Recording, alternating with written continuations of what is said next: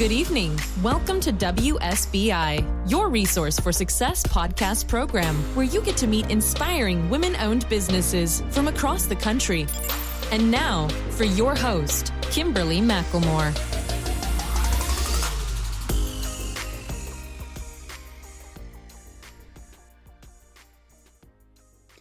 All right, good evening and welcome to WSBI, your Resource for Success podcast program, where you get to meet inspiring entrepreneurs and women-owned businesses from across the country. I am your host, Kimberly McLemore, and welcome to another night of sharing. With us, we have Samia Bingham, CEO of Flavors Culinary Group.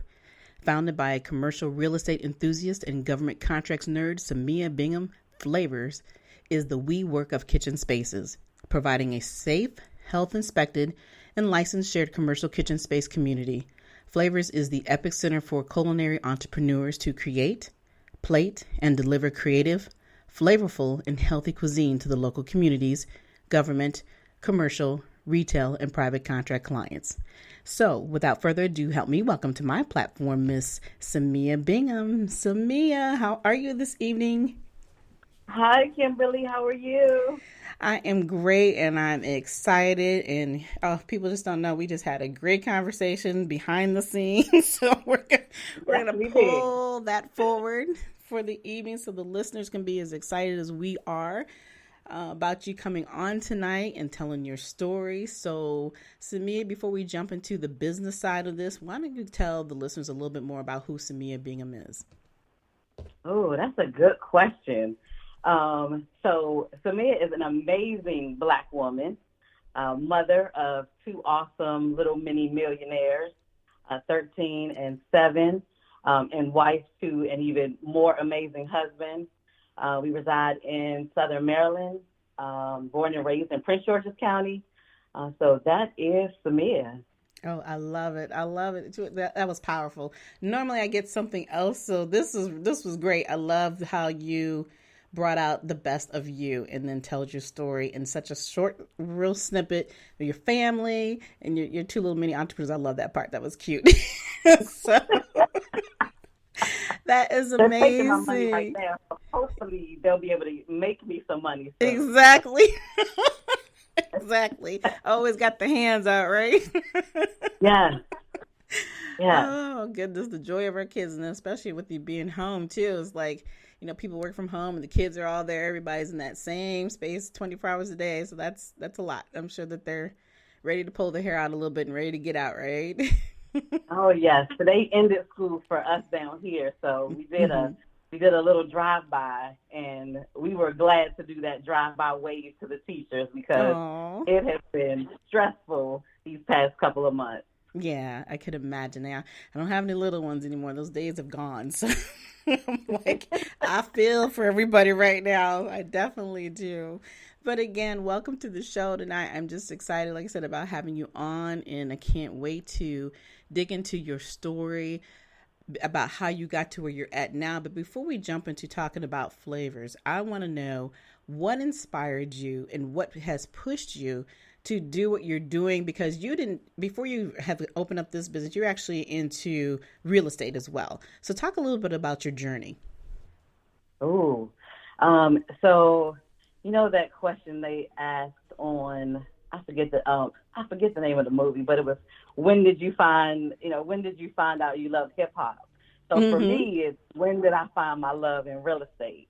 And I was an undergrad at Bowie State University. I was a realtor for Coldwell Banker, and I was just so fascinated with the real estate industry. So after becoming a realtor, I got into property management, the residential side, and just fell in love with all aspects of property management, real estate, construction. Then I transferred those skills over into the government sector. And I still worked on the facility side, so still managing contracts for facility services for Department of Defense. And that's where I honed in on my skill set for the government contract side. So that was the beginning of my journey of entering into real estate and still, staying in that lane when I got into government as well.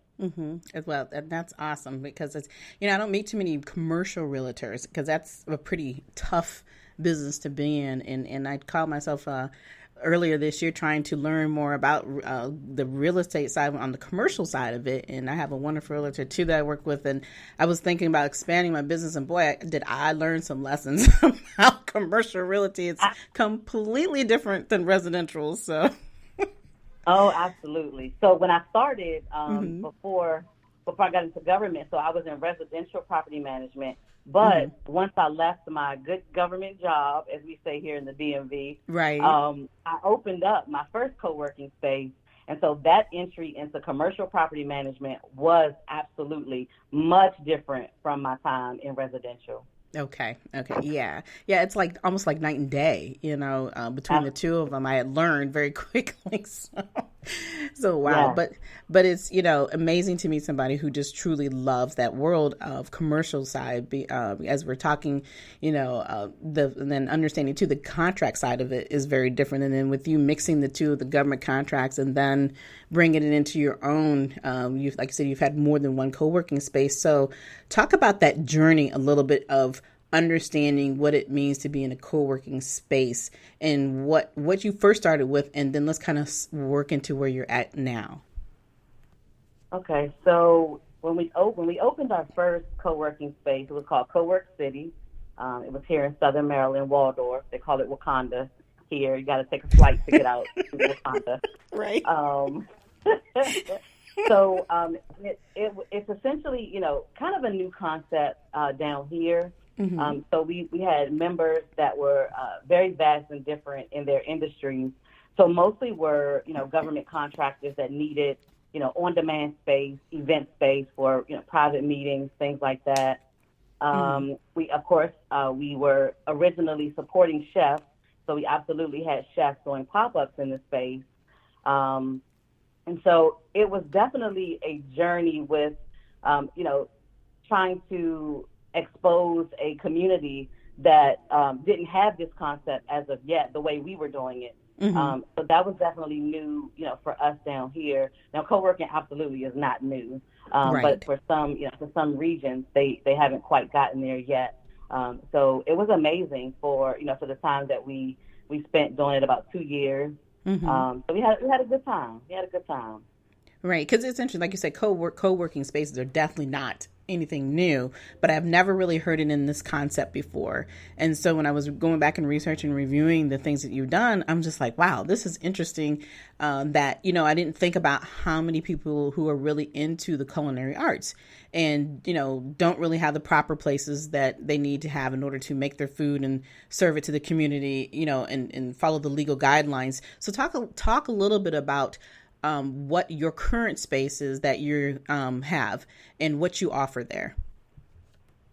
Sure. So before I talk about that, I definitely have to bring up, how we entered the culinary side of things, because my background is absolutely not culinary. So my husband went vegetarian about 2 years ago. And so he wanted to, find some new vegetarian friends is what I call it. And so he wanted to start a food truck. To try some new concepts. So we started looking for commercial kitchen spaces.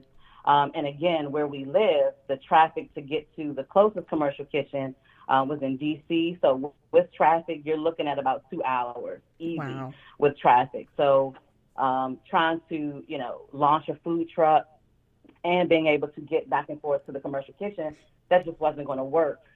So that's where, we started looking at, okay, well, maybe we can open up our own culinary workspace. And then we, ran into issues with landlords not really understanding the concept, not really interested. It's very costly for the build out.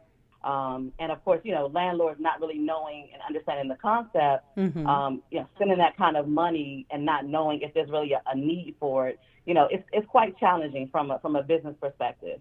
So that was the reason why we ended up going back to the executive co-working space and doing that for the 2 years. So when the chefs would come to us and say, hey, Samia, the pop-up space is perfect, but, we need kitchens. So our chefs, unfortunately are mandated by the health department, to utilize a commercial kitchen space, unless they're cooking out of someone's home or unless they're under a the Maryland food cottage law, which allows them to bake out of their home, mostly bakers. Okay. So with mandates saying, hey, you have to utilize a commercial kitchen, but there aren't any commercial kitchens in your community, what are you doing? So we have chefs that are using, nightclubs after hours. They're meeting current restaurateurs, and, they're paying them for, using their kitchen spaces. So it's kind of that, it's kind of like the forgotten children, kind of sort of, where, everyone is looking for a chef to create that amazing experience for their event. But yet no one's really thinking about where are they cooking, where are they licensed to cook. Right. And then, let's not throw the food trucks in, which is even more of a hassle, within the community, because if they're, caught on the side of a road, posted up and they're not supposed to be there, then you have to deal with the fines. So there's so many different challenges that the chefs go through. And for, me having the background in real estate and my husband, Chris, having that food background, that's what, really got us passionate to say, how can we help this particular community? And this is pretty much how we got to Flavors. So as far as where we are in the process, so we are, of course, due to COVID, we were scheduled to open in August, and now we're delayed until about December, January timeframe. Okay. And so our kitchen is going to have two major components. There'll be a savory kitchen and a confectionery kitchen. And so the confectionery, pretty self-explanatory. Those are for our amazing bakers. And we have our savory kitchen for our savory chefs to utilize. So in the kitchens, you'll have multiple workstations. So based on our current concept, we're able to have about 16 companies in the community at one time. Wow. At their own kitchen space, cooking, preparing, whatever they need to do to prepare to serve their clients. So we also have conference rooms, a co-working space for those that want to collaborate and just meet, with their team in the space. And of course, we are completely member-based. So this community is strictly for our food and beverage entrepreneur community. Wow. I love that concept. That is amazing. And what really triggered what you were saying is that they actually have 16 different companies can be there at the same time. So they will actually have their own space. Now that's the part Correct. that really stands out, because I was thinking in my mind at first, as you're explaining all of this and reviewing this, is that people would actually be able just to come in there and do what they need to do and then move forward, with their business and selling or whatever there is that they're, after they've created their food and then obviously the cakes and so forth. But I like the concept that you have, because it allows them to actually run a full-fledged business outside of their home and, like I said, not on the side of the road, and they can actually look professional, and they can, actually show themselves as being a real business. Because you always find a lot of people, and in my experience of being a small business consultant, that, everybody you talk to, everybody says they can cook. I can cook this, I can fry that, but they don't really understand the whole concept of what it takes in order to make that business a success and make it legalized and follow the rules that the state provides you and the city provides you. So there's all those little steps that people seem to miss because they think it's okay that they just, as you said earlier, cook out of their homes and then just start selling food. So, the concept that you've come up with is absolutely needed, and I'm sure it is definitely needed in many other communities. And once you actually get this kicked off, as now that you have this larger space and you're providing this, we would love to have you come over to Virginia. Do this concept, okay? Yeah. You need to spread your wings a little more, but we'll let you get this kicked off first, okay?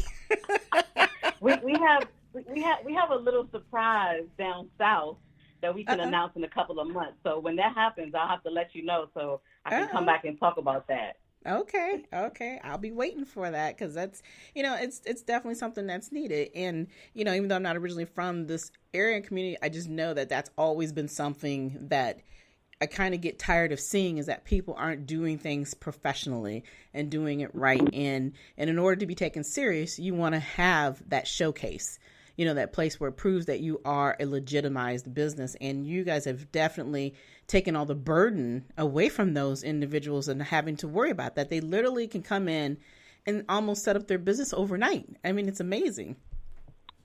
Absolutely. And so, and that's the stance that we take even on our government contract side, is that, we're the experts when it comes to business development and the government contracts and just helping to grow a business.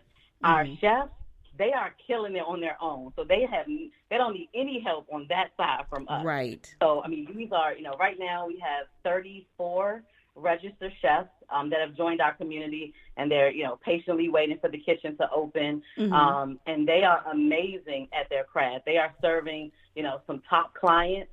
So we are, appreciative that they, decided to join our community out of, all of the other kitchens that may be in D.C. or may be in Northern Virginia, or even, some of the smaller spots, or, just continuing to use the churches or the nightclubs or, the other spaces that they're currently using. So, we are forever grateful to our community that have, trusted us to do that for them, since culinary is not our background. So, entering into their world, we are super grateful that they've accepted us, as they have. Right. Well, I just think it's really cool to hear was your husband just had this great idea that one day, hey, I don't want to eat meat, I want to be a vegetarian. And then knowing that there really aren't that many places within your community that may offer that. And then here, this one idea has spurred into something much larger to have somebody to help for somebody like him. And then on top of all the other people out there who, are doing what they're doing in the food industry business and being able to share their gift to the world. I just love it. It's something that we all need to have. And the thing that I like is that you're providing something ample for your community. It's not just your day by day, type of business that's just coming in and, we're going to see if this works. No, you actually have put in the time and the effort that it needs to take in order to make it a success. And here it is, you're already in a success, and you guys literally haven't even opened up your doors, yet because of the circumstances that we're under right now. So that shows and says a lot about you as business owners, whether you know anything about the food industry or not. So, definitely hats off to you, and keep patting yourself on the back, because I'm just ecstatic to, hear about what's coming in the near future, and definitely have to come over and try some of those foods. It's not what I need, but it's something I would love to do. I think COVID has given us all some extra pounds, and I'll tell you, we have been supporting our chefs, that are still cooking and making desserts. We have absolutely been buying. Anytime they're selling, we are buying. We are right there, so don't feel bad. Yeah, I'm trying to keep up with the workout exercises. Being at home, I don't mind it. I love working from home, but the exercise part, I'm like, man, I just want to be around people, but I'm trying to hang in there. So, but I definitely we'll work it out. Right, exactly.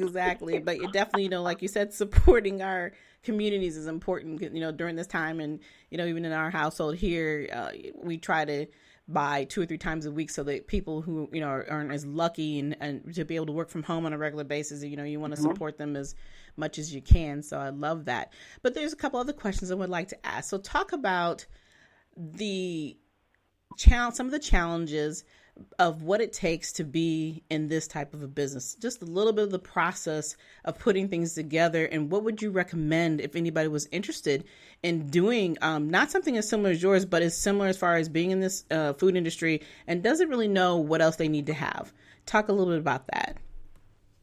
Sure. I would say as far as challenges first, is really knowing your business. Because if you don't know your business and you're trying to sell it to a landlord, or you're trying to sell it to your banker because you want to buy a building, if you don't know your business, you're not going to get far in that conversation. They're going to shut it down, as quickly as it started. So really embedding yourself, into the industry, into the community. While, my background is definitely not culinary, we've gotten, Serve Safe certified. So we're involved in, educating ourselves on, our member tenants. So, we can't say that we're going to be in an industry and we don't know their challenges.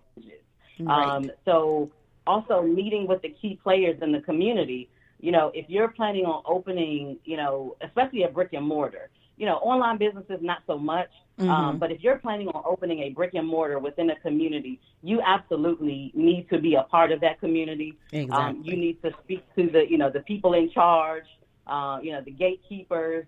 So we've met with the health department. We've met with Prince George's County Economic Development. So everyone knows that we're coming. This definitely, was not a surprise. And you should never, if you're trying to open up a brick and mortar, no matter what it is, it should not be surprised, we're opening today. Right. Because first of all, it doesn't feel good to the business leaders in that community to not know what's happening, in their community. So that would be, some big advice is just embed yourself in with that, whatever you're doing, whatever industry that is, learn it. You don't have to be an expert at it. We've had some, very interesting meetings with, potential investors, and some have made the claim, well, your experience is not in, culinary. However, when we started our planning, we went to, senior, executive chefs to consult with them on design, consult with them on kitchen equipment. Our architect team is very well versed in commercial kitchens, and that's RDS Architecture out of Oxon Hill, Maryland. And then we have our kitchen designer is the Foodie Builder out of Philly. So while that's not our expertise, you hire for the skills that you need to be successful. Exactly. So again, for the entrepreneurs, don't be afraid if you don't know a particular industry. Get to know it, and then also get to know those people that can support your vision. So those would be like the major, suggestions I would give.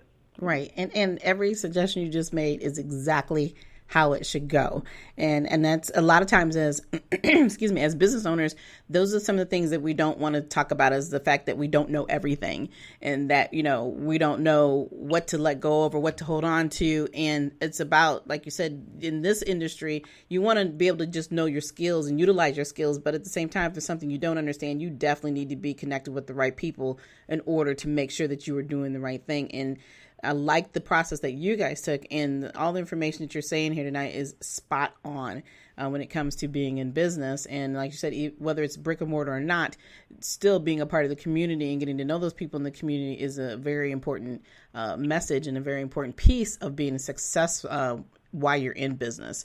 So I definitely like what you just said there. And so for those who are listening and are interested in understanding what it takes to be in this industry, she gave you every tip all in 2 seconds that you need to have. I mean, we're laughing, but the reality is that people listen, but they don't always listen, and those are always the ones that will come back, and they just aren't understanding that it's not about skipping the steps.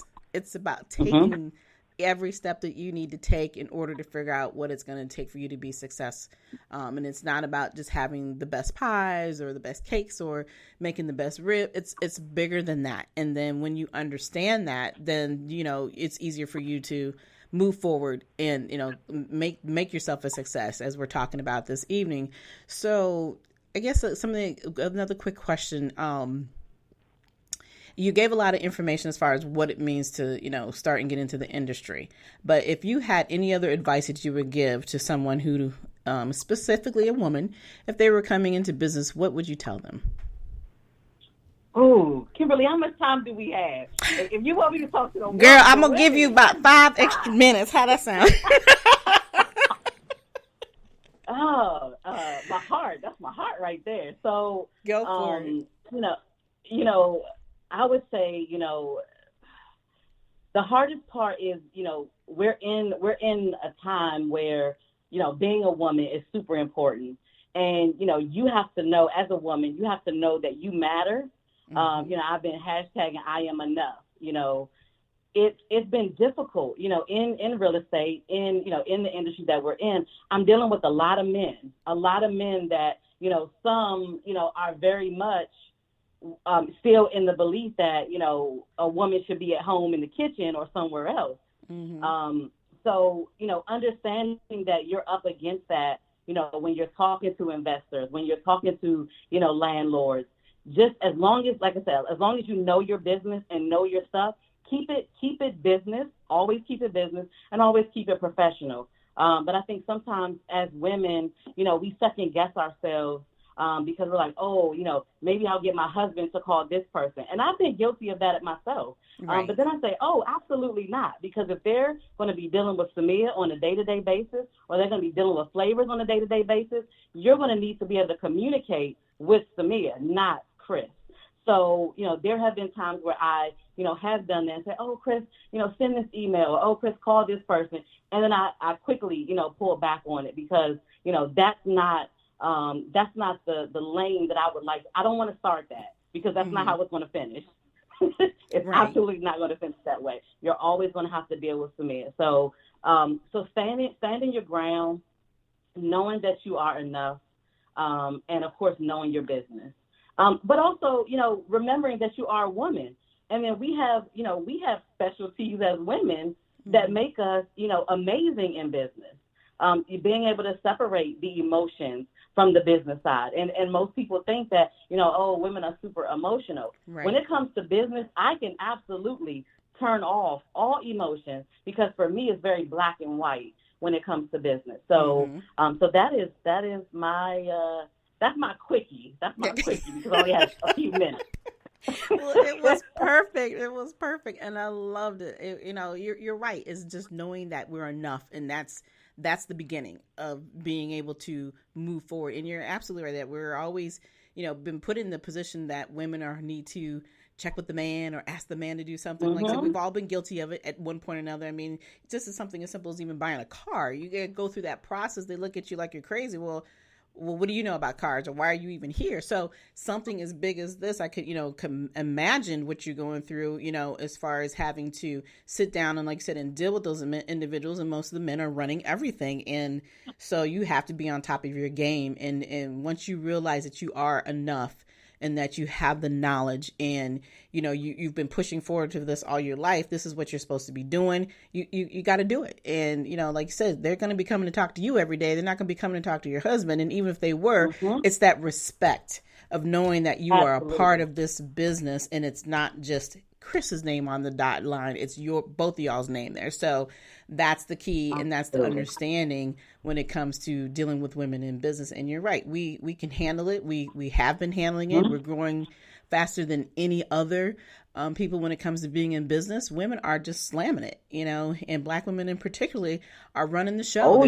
They are definitely doing it. So, we are in charge of ourselves and we know that. And in some respects, we've had no choice but to push forward and do what we have to do. So we're always, in our mindset, it's always that thing of, oh, we just do what we have to do, but not realizing what we really have accomplished and what we really are about. So it's having strong women like you and myself and many other women out here that I always applaud and look up to because, we have to be honored and we have to learn to honor each other about what we are doing and support each other. It's not just saying, hey, you're doing a good job. Congratulations. No, it's truly getting out and supporting and reciprocating everything because that's what makes us all a success. So, I definitely appreciate you and you just keep doing what you're doing. And I will definitely be looking out for what's coming in the near future from you, Samia. So I'm excited. I'm excited for you. So before we go, though, could you please tell the listeners where they can find you? They want to reach out to you and learn more about Flavors and how they can get started, or just want to have some communication with you. Please tell us how we can find you. Sure, absolutely. And I just want to definitely say thank you so much, for this opportunity. I definitely appreciate, being on your platform. So where you can find me, so I'm on IG. As my personal brand, that's Samia B, that's me. My first name, Samia B, the letter B, that's me. And that's on Instagram. On Instagram for the business, you can find us at Flavors Culinary Complex, and that's both on IG and Facebook. So Flavors Culinary Complex on IG and Facebook. So that's where I am. Oh, and the website, if you want to check out, what we're doing, if anyone is interested in investing, in flavors, you can reach out to us at whatyourflavor.co, and that's whatyourflavor.co, no M at the end. All right. Well, you guys heard it live here with Miss Samia Bingham. She is the CEO and founder of Flavors Culinary Group. And again, I'm just as excited to have you on this evening. And thank you for all the knowledge that you have shared with everybody this evening. So for those who did not hear this tonight live, you can always go back and listen to the replay.